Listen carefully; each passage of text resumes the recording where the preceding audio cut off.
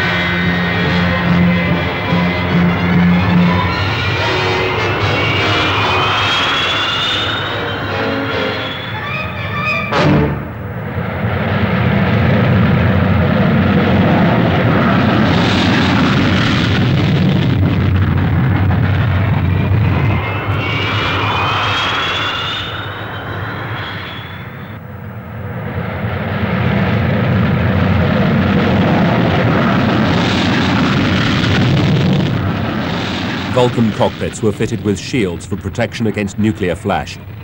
Only the forward vision panels were exposed during takeoff. During the remainder of the sortie, the whole cockpit was blacked out, the route being flown solely by radar.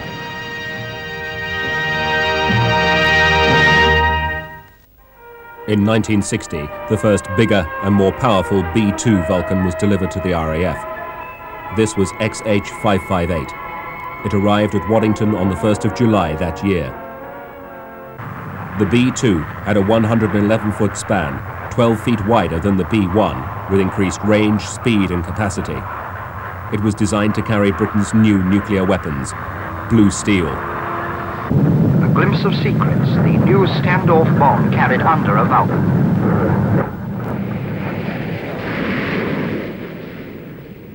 After a complex fail-safe pre-launch procedure, which involved the first pilot, both navigators and the AEO, the missile could be fired 100 miles away from the target.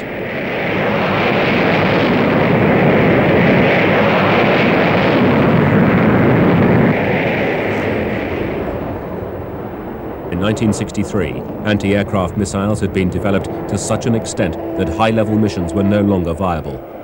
The Vulcan, with its robust airframe, was the most suitable V-bomber for low-level operations.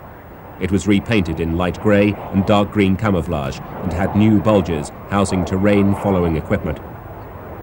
When I joined the Vulcans, we were still maintaining QRA, which was each station at Scampton and Waddington maintaining 3 aircraft at readiness on the grounds, the famous 4-minute warning. Now, those aircraft would never fly except in the event of a war. They might taxi as part of a practice scramble, but never get airborne, because they, uniquely among the Vulcans, were sitting armed with operational nuclear weapons.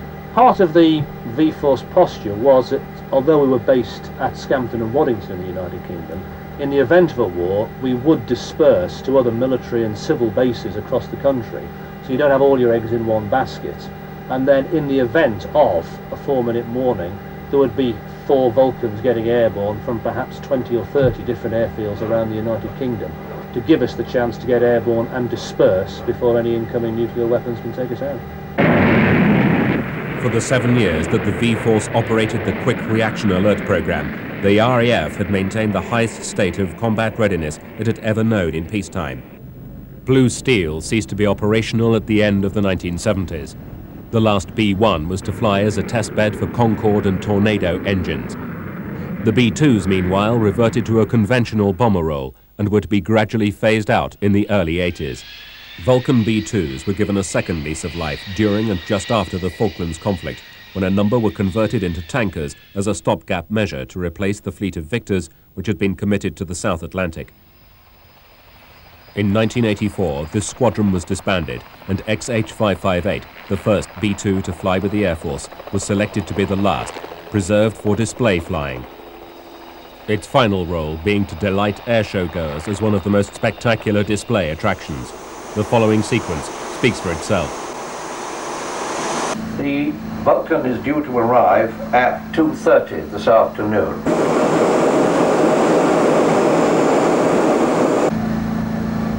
It's arriving in formation with the red arrows.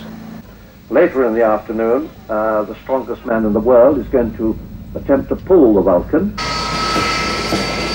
so that between 2:30 and just before 3 o'clock you will get all the shots, the last shots that you'll ever get of an airborne Vulcan. It doesn't, words, well, it just fails me. It's, to say it no more, I'm sorry, it's just one of those things. Beautiful aeroplane. An air show isn't an air show without a Vulcan.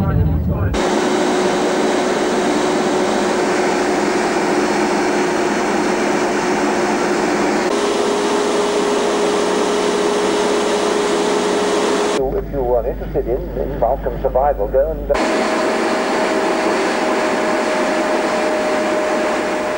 One good thing about the arrangement parking here is you get a good close view of...